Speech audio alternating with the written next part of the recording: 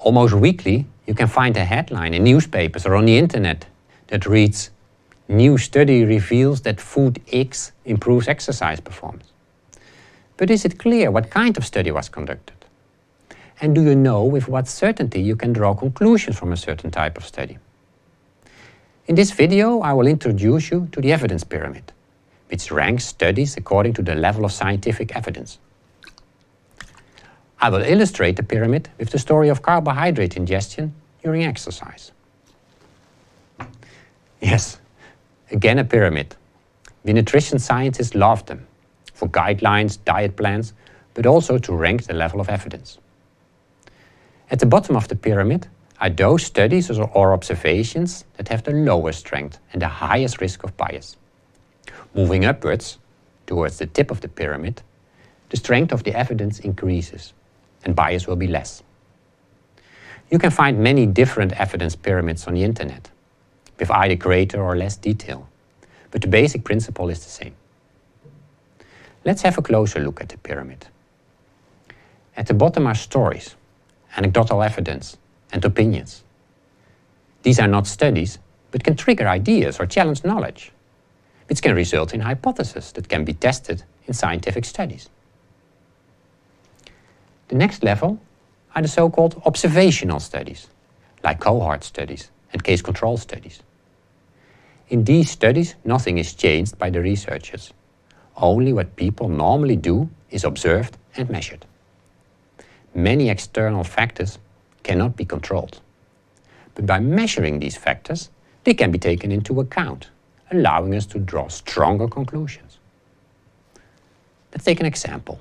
When food intake is measured to associate it with cardiovascular disease risk, also the level of physical activity is measured. The level of physical activity itself can have an effect on cardiovascular risk. But you can also imagine that people with a healthier diet tend to be more active.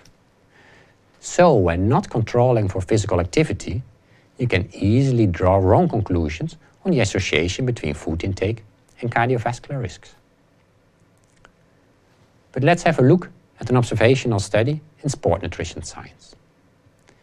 Here you see a picture showing the association between carbohydrate intake and finishing times during a triathlon.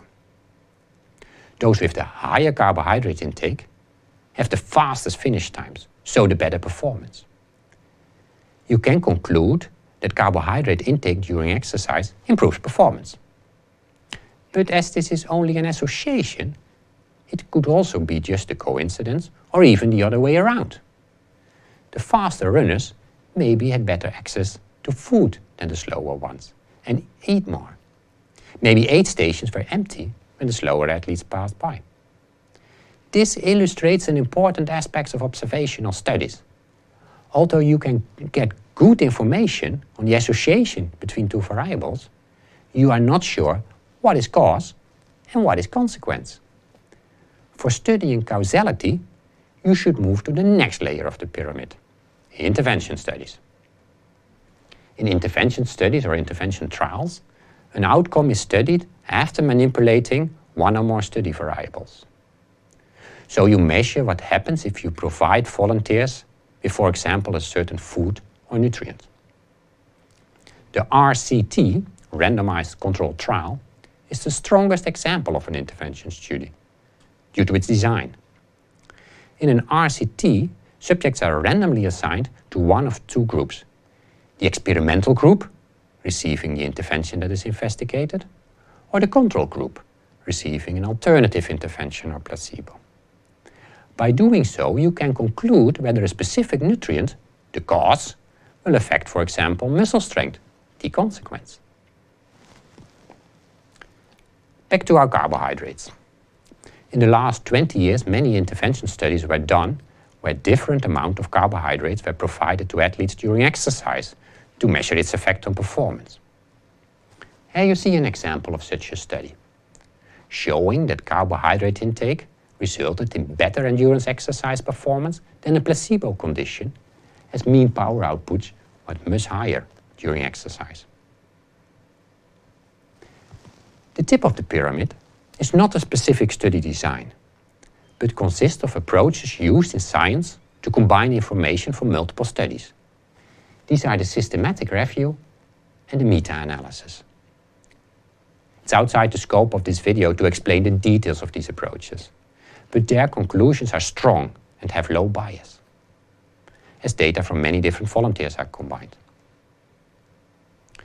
The position stand of the American College of Sports Medicine on nutrition and athletic performance, for example, is a systematic review and has a high level of evidence whether a certain food or nutrient will work or not.